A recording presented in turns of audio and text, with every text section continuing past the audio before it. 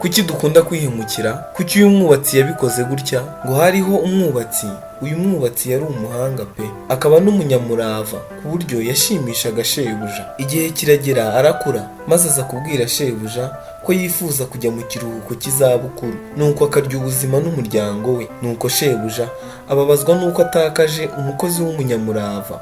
Nuko shebuja amusaba kwihangana, akagirira ubumuntu n'umutima mwiza asanganywe, byibuze akamwubakira inzu imwe. Sebuja yifuzaga ko iyo nzu izaba ari iy'akataraboneka, bityo ko yagombaga kubakwa n'umuhanga kandi ubifitemo ubunararibonye. Niko gusaba uwo mukozi kuba yihanganye, maze agasezera iyo nzu yuzuye.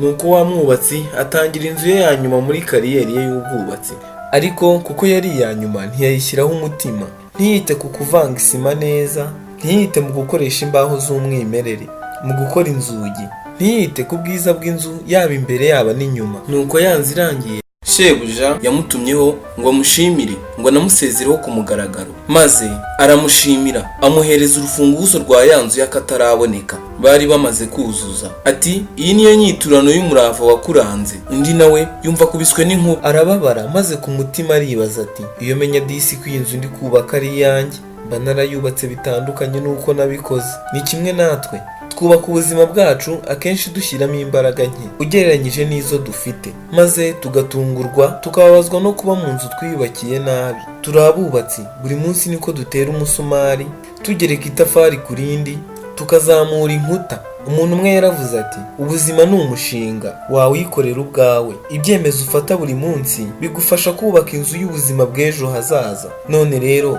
nimwubakane ubushishozi, turi ba barihima. Hari umunyarwanda wabimenye mbere, yita umwana we bariyanga. Burya ibyo dukora byose tuba twikorera, niyo bitaba ari ibyawe, ariko kuko ari weho wabikoze biguhesha isura nziza, kuko uri umuhanga wabyo. Uri umuhanga koko, tekereza kabiri maze ukore subscriber. Njye ndi Nahimana Dieudonné, iyi ni Red Life.